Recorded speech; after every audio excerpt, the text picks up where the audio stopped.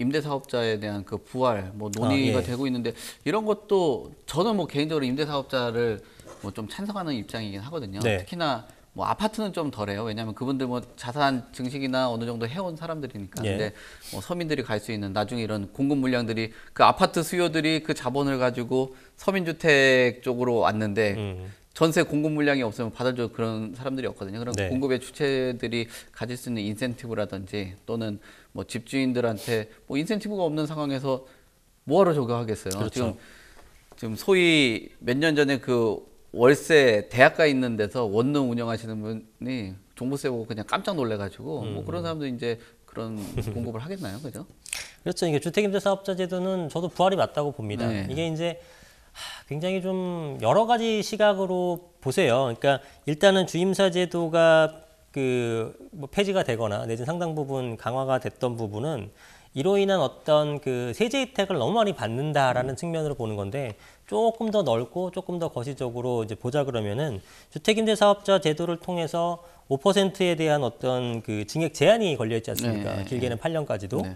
그러면 전세 이게 이제 주택임대사업자가 많아지고 하게 되면은 상당 물량이 5% 징액 제한이 물리게 되게 되면서 전세가 안정에 대단히 큰 효과를 줍니다. 그리고 앞서 말씀드렸다시피 우리가 결국은 이 모든 부동산 정책과 금리가 부동산에 미치는 영향들을 이걸 고민하는 이유가 부동산 시장 가격의 안정화를 위해서인 거잖아요. 그게 대의인데 그거를 위해서는 전세가가 안정되는 게 선행돼야지만 매매가는 자동적으로 안정됩니다. 그래서 매매가를 잡기 위해서 양도세를 강화하고 종부세를 강화하는 것보다 공급을 많이 해서 전세가를 안정적으로 해주게 되면은 당연히 매매가도 안정이 되는 거예요.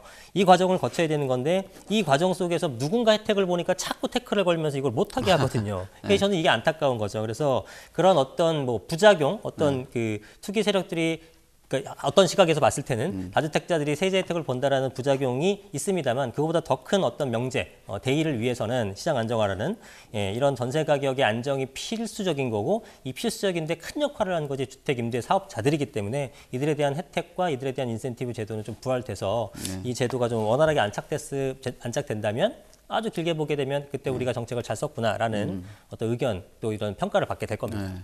그러니까 이 임대사업자분들한테 사업자의 역할을 정확하게 그 주면은 그 역할 책임을 할 수 있는 데까지 최선을 다하게 하면 인센티브 정도 주는 거는 뭐 적절한 거 아닌가? 뭐 저도 그렇죠. 뭐 그렇게 생각해요. 이분들도 전세가 엄청나게 높아졌는데 저만 해도 솔직히 저도 주택 임대사업자를 두 채를 갖고 있는데 거의 그 전세가가 8억 뭐 이렇게 했을 때 저는 반 가격도 못 받고 그래요? 있거든요. 네. 근데 그게 뭐 억울한 건 아니에요. 법이 그러니까 대신 저는 거기에 대한 혜택을 받는 거니까.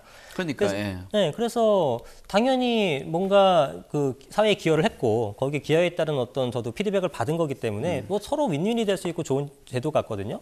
그래서 그게 빨리 다시 부활돼서 이런 식으로 좀 해야지만 전체적으로 사회 안정에 더 빨리 이룰 수 있다라고 생각이 듭니다.